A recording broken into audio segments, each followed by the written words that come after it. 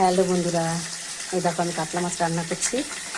মাছগুলোকে আগে তেলে ভেজে নেবো, নিয়ে তারপরে ফুলকপি ভাজবো লাল লাল করে। ফুলকপি ভেজে উঠিয়ে নেবো। তারপরে তোমার আলু ভাজবো লাল লাল করে। আলুটা ভেজে আলুটা তুলে নেবো।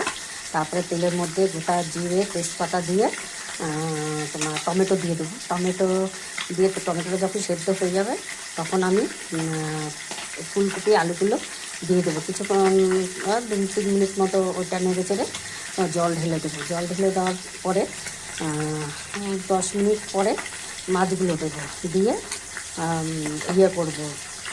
10 মিনিট পরে মাছ দিয়ে কিছুক্ষণ 2 মিনিট মতো রাখবো ঢাকা দিয়ে। ঢেকে রেখে ওইটাকে আমি গ্যাসটা ঝোলটা নামিয়ে নেবো, মাছের ঝোলটা নামিয়ে নিয়ে গোটা জিরে ভেজে ওটা গুঁড়ো করবো। গুঁড়ো করে মাছের মধ্যে দিয়ে দেবো, আর ধনেপাতা কেটে ওর মধ্যে ছড়িয়ে দেবো, দিয়ে ঢাকা দেবো।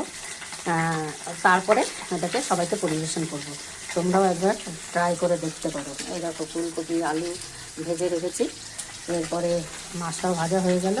এরপরে আমি তেজপাতা আর জিরে দিয়ে টমেটো দিয়ে এটাকে করবো। তারপরে তোমার 10 মিনিট পরে মাছটা দিয়ে নামিয়ে দেবো। নামিয়ে দিয়ে ওটা জিরে ভেজে আর ধনেপাতা ভেজে দিয়ে দেবো।